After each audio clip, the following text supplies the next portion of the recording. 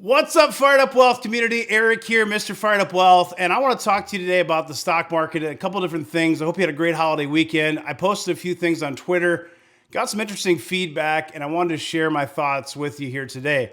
Now, this is going to be a real talk video. It's just going to be on the fly. I'm going to tell you what my thought process is here, just with the overall market, very high level, not even macro, just the state of the stock market.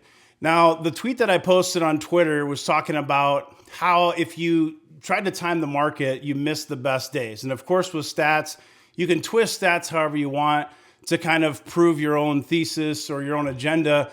But really, I want to look at the data, the facts, and tell you my thoughts. And before I get into that part of it, I want to talk to you about the decline of long-term investing. Now, the average holding period of U.S. stocks has fallen off significantly.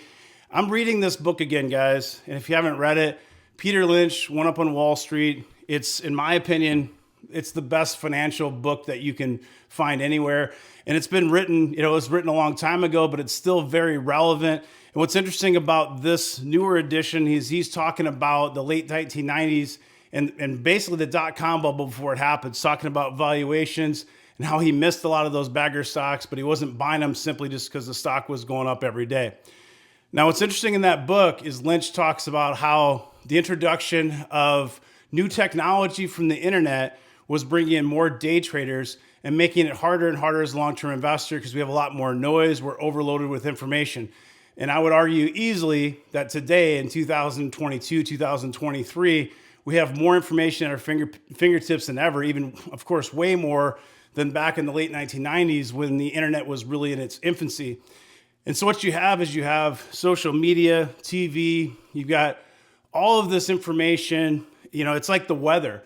People look at the stock market like the weather. They're not looking at it as a long-term investment. They're looking at it instant gratification. I want to buy a stock today, make money tomorrow. So check this out. This will give you some perspective here of what we're talking about. Now, this infographic right here, guys, was posted on Twitter by Compounding Quality, is the name of the account. The decline of long-term investing. So check this out. 8 years was the average. This is the average holding period for U.S. stocks. Okay, this is a number of years. In the 1960s, the average holding was 8 years. You can see it fell off to 5.3 in the 70s, 2.8 in the 80s, and so on. 2020s, 6 months. So a lot of people say, I'm a long-term investor. The reality is, I would say 90% of people out there, even if they think they're a long-term investor, they're not really thinking about 10-year holding periods. They're thinking about 6 months, 6 weeks, 6 days. Lots of day traders out there. There's a quote here from Buffett. If you aren't willing to own a stock for 10 years, don't think about owning it for 10 minutes. Now, this is the mindset of a long-term investor. If you're a trader, it's like oil and water. It's like talking politics and trying to convince a Democrat to be a Republican or vice versa. It's just not going to work. Religion and politics, same thing as investors and traders of the stock market.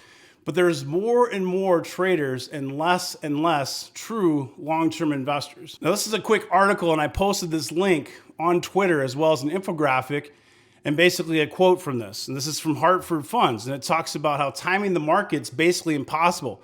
In times of volatility, timing the market may seem tempting, but doing so is impossible and may be a costly mistake. Now, what this is talking about, this is a great infographic here. So market cycles, hypothetical growth of a $10,000 investment in the S&P 500 from 1950 to 2021. That $10,000 investment, it's a long period of time, but it would have grown to $29,171,906. So you could simply bought the S&P 500. Back then, the VU didn't exist. Today it does. It makes it even easier for you. It has a low expense ratio. You can buy something like VU, and basically just hold on to it for a long period, continuously add dollar cost average and compound over time. Now, a lot of people are trying to outperform the S&P, and so they're picking individual stocks. And I think you can do that. And if you listen to Peter Lynch, he says he only has to be right 6 out of 10 times to basically beat the market. And he consistently did that for over a decade. He beat the S&P by over 100%. And he did so with sometimes, 1,300 stocks up to, I think, 3,000 stocks at one point he held in the Magellan Fund. Now, I'm not saying you should own 1,300 stocks, but I am saying, another thing that people often bring up is, you probably can outperform better, have better chance of outperformance with one stock or two stocks, versus 20 stocks or 100 stocks. That's not necessarily true, and I'm not going down that rabbit hole today. It deals with modern portfolio theory. What I want to focus on today is basically trying to time the market. Now, good days happen in bad markets. If you look at 1992 to 2021, during a bear market, 50% of the best days happened. During the first 2 months of a bull market, you had this 28% and only 22% during the rest of the bull market. Now, one argument you often get, and I'm going to show you here on Twitter. So here's the post on Twitter. Why don't try to time the market as a long-term investor? Avoiding the market's downs may mean missing out on the ups as well. 70% of the stock market's best days occur during a bear market or during the first 2 months of a bull market. And you can see here, this is basically growth of $10,000, fully invested, $208,000. You can see if you miss the best 30 days, that's only worth $35,785. And of course, you're always going to get replies like, what if you include the days that, were down? And so I've got this post here. It talks about effective missing the 10 worst days of the S&P 500 and basically trying to use the stats in that favor, right? Again, missing days to downside means missing days to the upside. You can try to use stats to justify whatever you want, but the reality is that really nobody can time the market either direction. So you can try to say, well, yeah, I'm smarter than everybody else. This goes to the overconfidence effect. I'm smarter than you. I'm smarter than Wall Street. I'm smarter than the algos. I'm smarter than everybody else out there. And I'm going to sell it at the exact top and I'm going to buy it at the exact bottom and I'm going to outperform everybody. If you can do that, be my guest. The reality is not many, if anybody at all, can really do it. And what's so interesting about that, there's even comments to that saying, well, he's trying to show you the same thing that you are. No, I'm not. The simplest way to build wealth over time is to buy and hold stocks and to continuously add. And then you have to have disciplines too. If stocks are running really frothy like they were in 2021 and the valuations don't make sense, you probably have to trim some of that. When stocks are on sale, you buy some. But if you're working, you're constantly buying. I'm buying in good markets, bad markets, ups, down, and sideways. I'm constantly dollar cost averaging and my wealth is constantly growing over time. And that's the simplest way to build wealth. It's the only proven way to build wealth where it's a no-brainer. Trying to time the market, it's a fool's game. The reality is you think you can do it because that's what your brain tells you can do. It's the overconfidence effect. The reality is that you can't. I mean, if you can do it, again, be my guest, but nobody really is going to be able to time the market perfectly.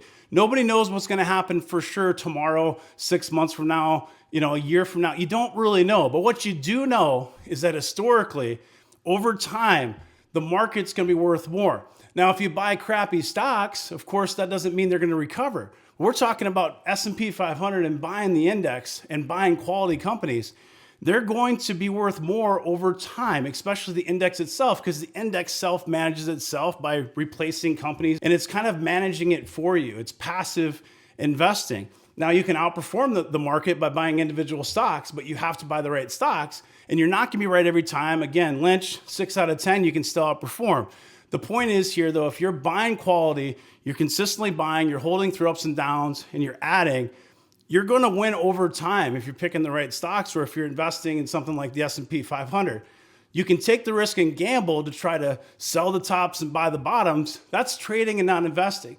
And the thing is, again, guys, it's like oil and water. I'm not going to convince you otherwise. I'm just giving you facts. The fact is, buy and hold over time grows wealth. Trading can make you an enormous amount of money, but there's no guarantee. With the S&P 500, at least historically to date, if you buy it today, it's going to be worth more at some point when you get out of a bear market. And that's the point to make here. The other thing about trying to time the market, it might be simple if you have a $5,000 Robinhood account. If you've got millions of dollars, if you've got a huge account like I do, it's very hard because I have to pay taxes. And I showed you that graphic earlier. The average hold time is 6 months. Well, guess what? If you're in the United States and you own it for less than 12 months, you're paying ordinary income tax on those gains.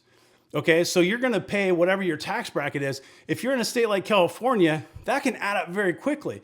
And so if you're losing 30 to 40, 50% in taxes, how are you going to time that perfectly and buy? The reality is that there are so many variables that go into try to time the market, especially if you look at tax ramification.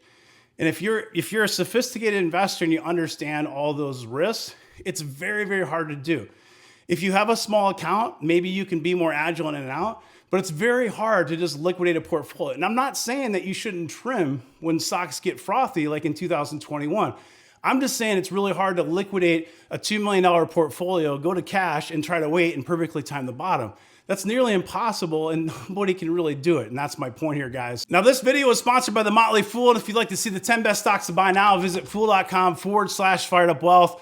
Also, check out Patreon. We've got a brand new series. It's basically going to be, it's called the Get Fired Up Convention. It's our first conference. It's a virtual conference. So we're doing 14 sessions over the next 14 weeks, starting next Friday. Every single Friday, we're going to have a new video release on Patreon.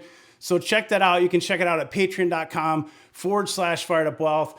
I'm going to be doing more videos like this, as well as deeper dives in individual stocks. I'm going to do, stocks to buy now and those kind of videos as well. But my goal for 2023 is to do more content for free here on YouTube for you. So definitely subscribe, click that bell to get notifications, and try to help me out and get these videos in the algorithm by dropping a like and dropping a comment. I appreciate your time and attention. Have a great rest of your day. Take care.